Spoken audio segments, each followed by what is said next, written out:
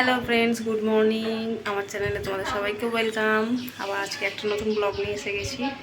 এখন বাজে প্রায় 9:45। আমার রান্না বান্না সব হয়ে গেছে। আর সকালবেলা উঠে হাফ রান্না করে পড়াতে গেছিলাম, আবার এসে হাফ কমপ্লিট করে নিয়েছি। ঘর দোর সব মোছা হয়ে গেছে, ছেলের খাওয়াও হয়ে গেছে। এবার শুধু ওকে স্নান করাবো, স্কুল যাওয়ার জন্য রেডি করব। তো একটু বাইরে ওদেরটা দেখে নাও কীরকম আছে। ছেলেকে স্নান করিয়ে স্কুলে দিয়ে আবার পড়াতে যাবো। কাছ থেকে একটা নতুন টিউশন ধরেছি, তো পড়িয়ে এসে তোমাদের সাথে কথা হচ্ছে। বাই। পড়িয়ে যেই জাস্ট আসলাম, সবাই বসেছি। আজকে শরীরটা ভালো লাগে না, পেটটা ব্যথা ব্যথা করছে। যাওয়ার সময় একটু ভাত ডাল আর শাক ভাজা খেয়ে গেছিলাম। আর ছেলেকে স্কুলে দিয়ে পড়াতে চলে গেছিলাম, পড়িয়ে এই জাস্ট ঢুকলাম। আজকে আমাদের কি রান্না হয়েছে চলো দেখায় কি রান্না হয়েছে।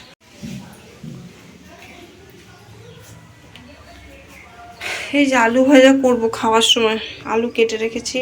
আর এই যে মসুর ডাল, এক হাঁড়ি ভাত, শাক ভাজা। আজকে এই হয়েছে, ডাল শাক ভাজা, এই সমস্ত কিছুই করেছি। কালকে দুবেলা মাংস খেয়েছে তো তো ওই জন্যে আর অন্য কিছু করলাম না। এই যে আমার শাশুড়ি মা পুজো দিয়ে একটু বাইরে গেছে। এই যে দেখো ঠাকুর।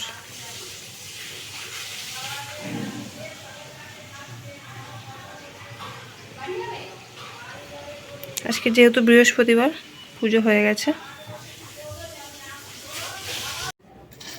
এখন বসেছি আটা মাখবো বলে, রাত্রের জন্যই। পড়িয়ে এসে করবো তো। আমি আটাটা মেখেই রাখি, কিন্তু দুপুরবেলা মাখি, খেয়ে দিয়ে তখন আর শুই না। কিন্তু শরীরটা আজকে যেহেতু ভালো লাগছে না, এখনই করে রাখি, তাহলে দুপুরবেলা গিয়ে একটু স্নান টান করে শুতে পারবো। ওই জন্য আটাটা মেখে রাখি। তরকারি জানি না কী হবে, আটাটা মাখা থাকলো। রাত্রিবেলা আমাদের রুটিই হয়। আর যেদিনকে আর যখন খুব গরম পড়েছিল, তোমার 42-45 ডিগ্রি হয়েছিল, তখন ভাত খেতাম। এবার ভাত রাত্রিবেলা কেউ পছন্দ করে না, তো সেক্ষেত্রে আটা মেখে রুটিই করতে হয়। আর ওর বাবার তো মানে জয়দীপের আর কি উল্টোপাল্টা খেলে একটু পেটের সমস্যা, গ্যাস অম্বল হয়ে একদম খায় না কিছুই, কিন্তু সেরকম। কিন্তু ওই যখন হবার তখন অল্পেই হবে।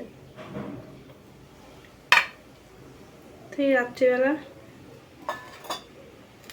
রুটি আর একটু তরকারি করে নেবো। রাত্রিবেলা তরকারি মানে সেই আলুর তরকারি আমাদের ঘরে, নাহলে মাঝে মাঝে কাবলি ছোলা বা একটু তরকা করি, নাহলে বেশিরভাগ দিন ওই আলু। আলু ছাড়া আর কিছু নেই। ছেলে খেয়ে নেয় দুধ রুটি, আম থাকলে আম দিয়ে খাওয়া হয়, তরকারি করলাম আর আম কাটলাম, খাওয়া হয়ে যায়। চলো এটা করে নিই, এখন স্নান করবো না, ছেলেকে নিয়ে এসে স্নান করব। দেখো আমার জামা প্যান্টের মানে বুঝতে পারছো না তোমরা, সাইকেল করে গেছি তো পুরো একদম জল কাদার দাগ হয়ে গেছে। তো আবার যদি পরিষ্কার জামা প্যান্ট পরে যাই, আবার সেই তাই হবে, জল কাদাতে নোংরা হয়ে যাবে। এটাই পরে যাই, এসে একদম ধুয়ে কেচে দেবো, আর আবার একটা জামা পরে নেবো, এসেই স্নান করবো। বুঝলে? চলো বাই। হাত ধুয়েছে, একটু বসলাম, পিছনটা জানালা তো আলো পড়ছে, দেখতে পাচ্ছ?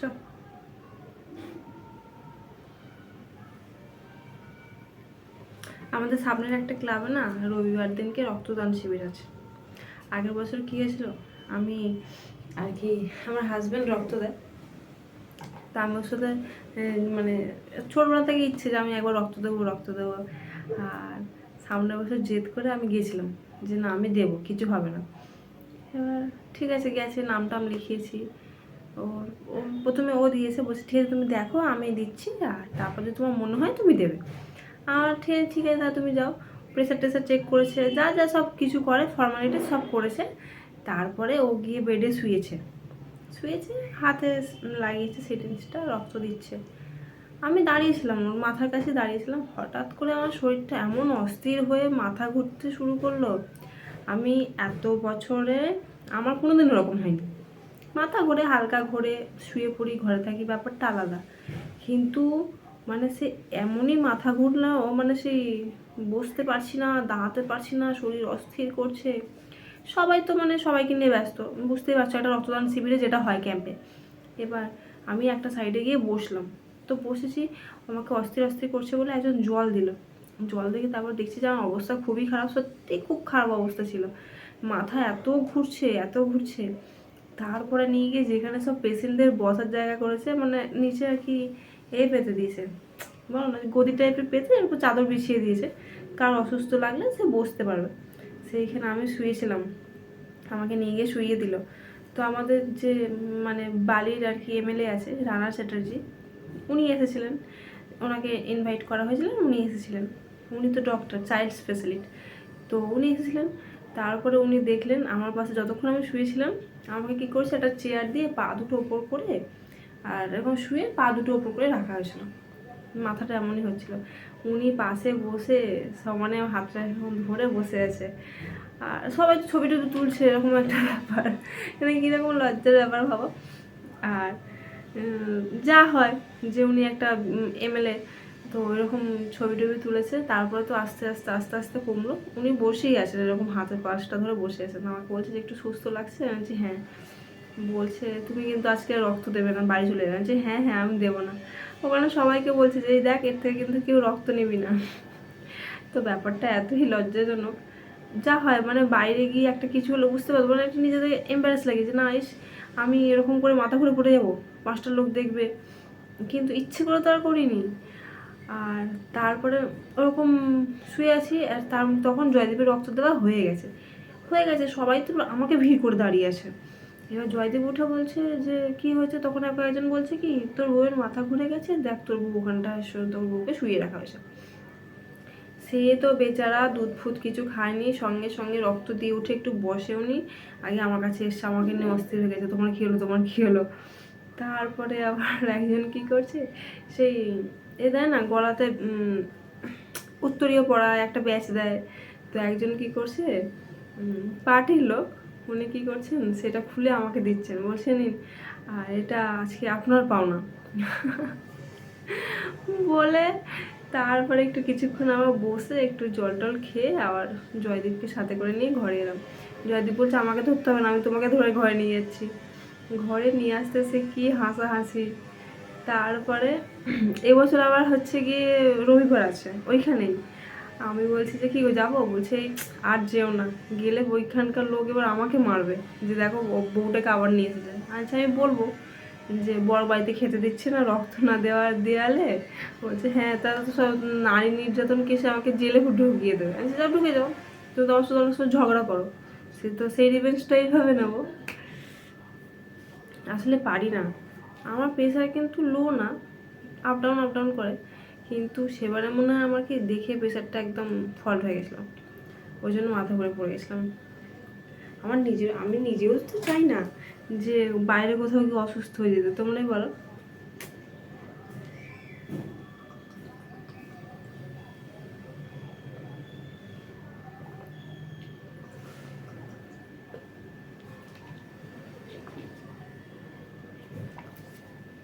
আজকে শরীরটা ঠিক ভালো লাগছে না, পেটটা যেন কেমন ব্যথা ব্যথা করছে।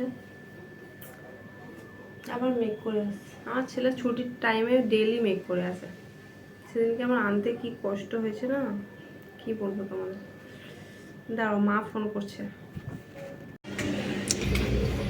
দেখো অনেকদিন পর ছাদে এলাম, এই যে লোকনাথ মন্দিরটা খোলা আছে, দেখো এই যে আমাদের লোকনাথ বাবা। চলো ছাদে জামা কাপড় মেলতে যাই, জামা কাপড়গুলো মেলে নিই। কি হাওয়া দিচ্ছে দেখো, ছাদে মেলে দিই একটু, যত তাড়াতাড়ি জলটা ঝরে গেলে ঘরে দিয়ে দিতে পারবো, সেজন্যই আর কি 3:30টার সময় ছাদে আসা, বুঝতেই পারছো।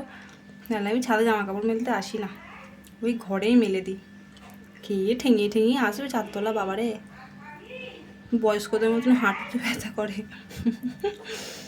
ওই জন্যই আসি না। তো আজকে অনেকগুলো জামা কাপড়, সেই কারণেই আসলাম, মেলে দিই। দেখো কীরকম হাওয়া দিচ্ছে, ক্লিপ না মারলেই সব উড়ে কোথায় চলে যাবে, তার কোনো খোঁজ পাওয়া যাবে না। দাঁড়াও মেলে নিয়ে ক্লিপগুলো লাগিয়ে দিই। এই যে আমার ছাত্রী যাদেরকে আমি 5টা থেকে পড়াচ্ছি। দেখো দেখো বাঁদর নাচ দেখো।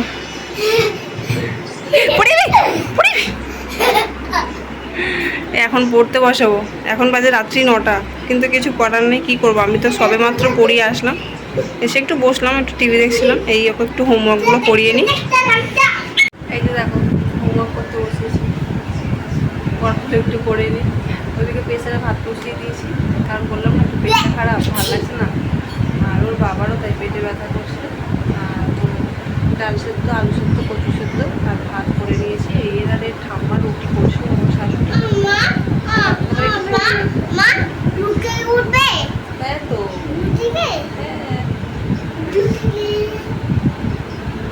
হাই করে দাও, সবাইকে হাই করে দাও। সবাই কেমন আছো বলে দাও।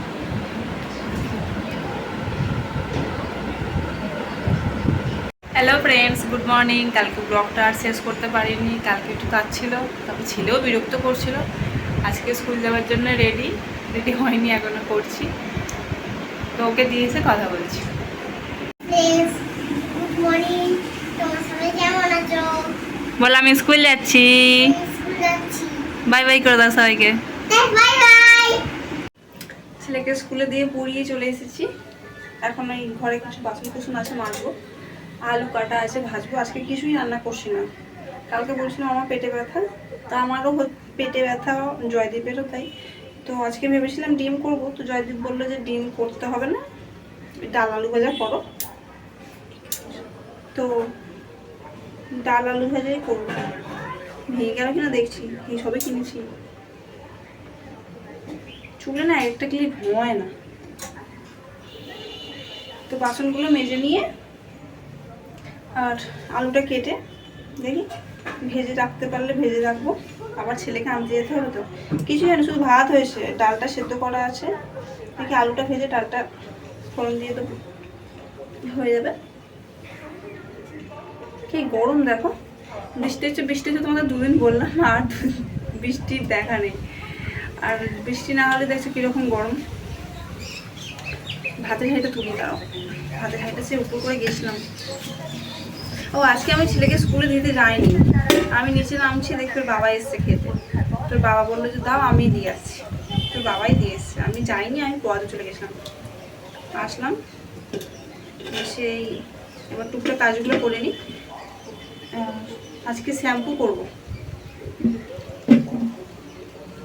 আজকে একটু শ্যাম্পু করবো।